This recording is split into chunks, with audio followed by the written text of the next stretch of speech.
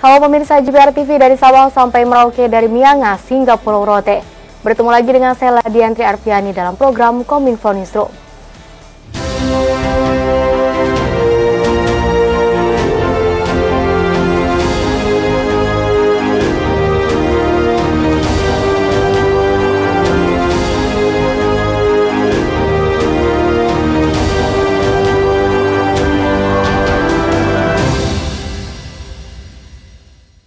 Mengawali informasi pertama pemirsa, Menteri Komunikasi dan Informatika Budi Aris Setiadi mengungkapkan pihaknya akan menindak secara tegas dalam memberantas konten judi online yang beredar di masyarakat. Upaya tersebut didukung dengan pemutusan akses dan men-takedown sebanyak 886.719 konten judi online sejak bulan Juli tahun 2018 hingga tanggal 7 Agustus 2023.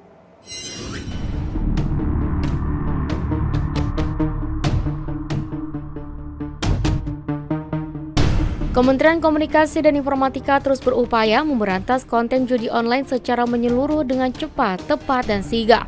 Menteri Komunikasi dan Informatika Budi Aris Setiadi dalam konferensi pers yang menyampaikan, upaya nyata yang telah dilakukan Kominfo adalah dengan melakukan pemutusan akses dan men-takedown beberapa aplikasi seperti Domino Island di Google Play Store maupun Apple Store.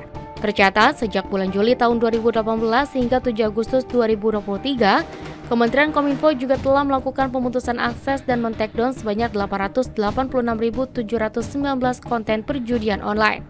Dengan rata-rata hariannya sebanyak 1.500 hingga 2.000 situs termasuk aplikasi game judi online yang serupa dengan Domino Island. Sejak saya dilantik tanggal 17 Juli 2023 hingga 7 Agustus 2023, Kominfo telah memutus akses dan melakukan takedown terhadap 42.622 konten perjudian online. Lebih lanjut, Menkominfo Budi juga menegaskan sebagai langkah konkret, Kominfo juga akan menggencarkan edukasi melalui program literasi digital yang dilanjutkan dengan melakukan koordinasi secara komprehensif dengan berbagai pihak terkait, terutama lembaga hukum, untuk menindaklanjuti perjudian online secara tegas, baik itu bagi pengembang, bandar, sponsor maupun yang mempromosikan. Oh iya, nanti kan kita lihat polanya, kan yang penting sekarang kita udah lakukan dulu nih satu langkah. Berikutnya nanti kita lakukan edukasi, literasi ke developernya, ke aparat penegak hukum untuk melakukan tindakan-tindakan langkah selanjutnya, ke pihak perbankan untuk melakukan blokir rekening-rekening. Jadi ini semua pekerjaan komprehensif, Mas. Jadi kita kepung semuanya.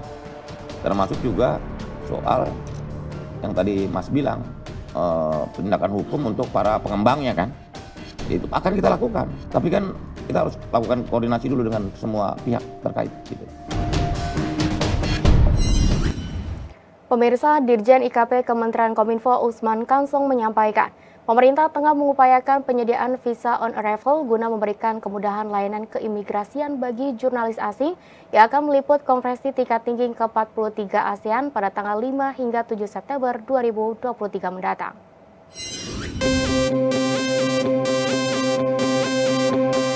Dalam perhelatan konferensi tingkat tinggi ke-43 ASEAN yang digelar pada tanggal 5 hingga 7 September 2023 di Jakarta Convention Center, Jakarta Pusat, pemerintah terus memaksimalkan berbagai persiapan yang dilakukan, salah satunya dalam menyediakan akses peliputan bagi para jurnalis dari dalam maupun luar negeri. Direktur Jenderal Informasi dan Komunikasi Publik Kementerian Kominfo Usman Kansong mengungkapkan, pihaknya telah berkoordinasi dengan Kementerian Hukum dan HAM untuk mengupayakan dalam menyediakan fasilitas bebas visa kunjungan atau menggunakan visa on arrival bagi jurnalis asing yang akan meliput KTT ke-43 ASEAN. Ya, jadi untuk visa ya kami sudah berkoordinasi dengan imigrasi Kementerian Hukum dan HAM ya agar teman-teman bisa mudah mendapatkan visa. Ya, kita upayakan VOA lah, visa on arrival ya, seperti kemarin di Labuan Bajo juga kan seperti itu ya. Lebih lanjut, Usman juga menyampaikan terkait akses transportasi menuju venue KTT ke-43 ASEAN, pemerintah juga nantinya akan menyediakan kendaraan dalam bentuk shuttle untuk memudahkan para jurnalis yang akan hadir saat perhelatan KTT ke-43 ASEAN mendatang. Tetapi yang jelas kami akan menyiapkan kendaraan shuttle ya dari tempat-tempat atau pintu-pintu masuk ke areal JCC ya itu sudah kita koordinasikan. Kalau itu dengan Kementerian Perhubungan, ya bahkan kita nanti akan koordinasi dengan Kementerian Perhubungan bila perlu, ya nanti dari bandara pun teman-teman itu akan ada kendaraan yang mengantar langsung ke tempat pengambilan bag. Informasi lainnya pemirsa, hari ini tepat diperingati sebagai hari ulang tahun ASEAN ke-56 dengan tema Epicentrum of Growth. Presiden Joko Widodo menyerukan persatuan negara-negara ASEAN dalam menghadapi tantangan global dan mengajak untuk menyelesaikan konflik Myanmar.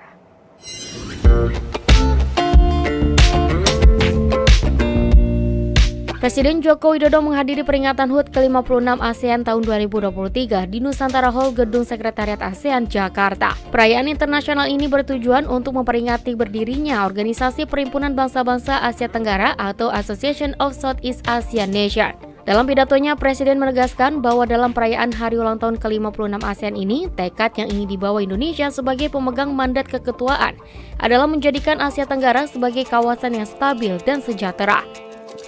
Hari ini, 56 tahun yang lalu, ASEAN dibentuk. Dengan tekad untuk menjadikan Asia Tenggara sebagai kawasan yang damai, stabil, dan sejahtera. Dan hari ini, saya ingin kita meneguhkan kembali semangat dan tekad itu. Memang tantangan dan dinamika global saat ini sangat tidak mudah. Ekonomi global belum sepenuhnya pulih, rivalitas semakin tajam, tapi saya yakin kita semua percaya ASEAN mampu, asalkan ASEAN bersatu. Presiden menyatakan ASEAN merupakan contoh keberagaman yang menjadi harmoni. Masyarakat ASEAN dinilai saling melengkapi dan menguatkan perbedaan yang ada. Presiden mengajak negara-negara di ASEAN untuk membantu menyelesaikan konflik yang ada di Myanmar, di mana menurutnya penyelesaian konflik tersebut merupakan tantangan tersendiri.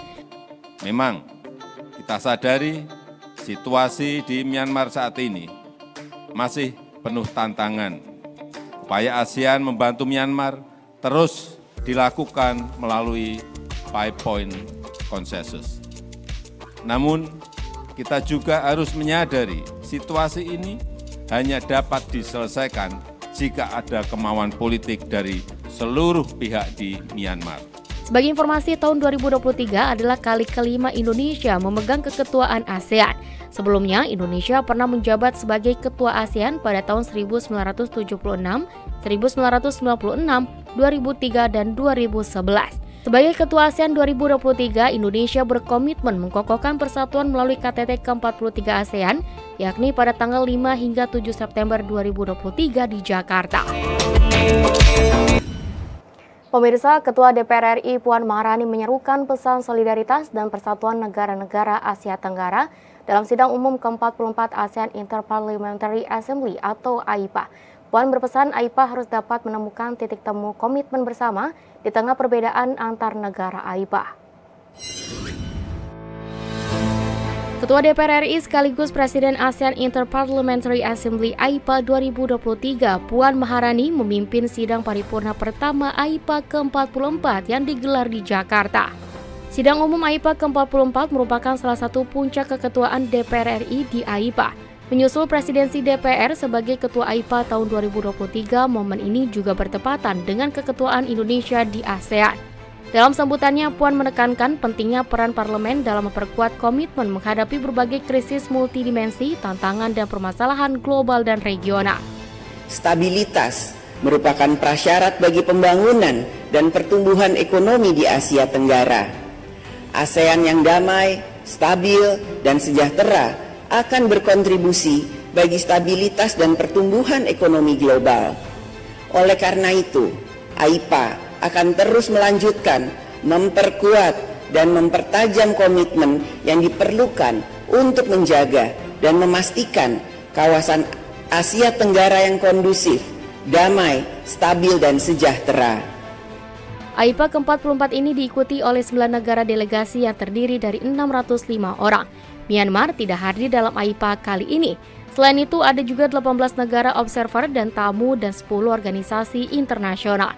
Sidang umum ke-44 AIPA mulai dilaksanakan sejak 7 hingga 9 Agustus yang dihadiri oleh Ketua Parlemen dari 9 parlemen dari seluruh negara-negara anggota AIPA kecuali Myanmar. Turut hadir juga Brunei Darussalam, Kamboja, Laos, Malaysia, Filipina, Singapura, Thailand, dan Vietnam. Dalam sidang ini juga akan dilakukan sidang komisi antara lain Komisi Politik, Komisi Ekonomi, Komisi Sosial, Komisi Organisasi, Pertemuan Women Parliamentarians of AIPA atau WAIPA, dan Pertemuan Young Parliamentarians of AIPA dengan tema yang diusung DPR RI AIPA ke-44 yakni Responsive Parliaments for a Stable and Prosperous ASEAN. Puan pun berharap kerjasama antar parlemen-parlemen negara anggota ASEAN dapat membuka kesempatan dan membantu terwujudnya pertemuan AIPA yang produktif. Marilah kita bekerja sama menjaga Asia Tenggara yang kondusif untuk mewujudkan kehidupan masyarakatnya yang tentram, maju, dan sejahtera.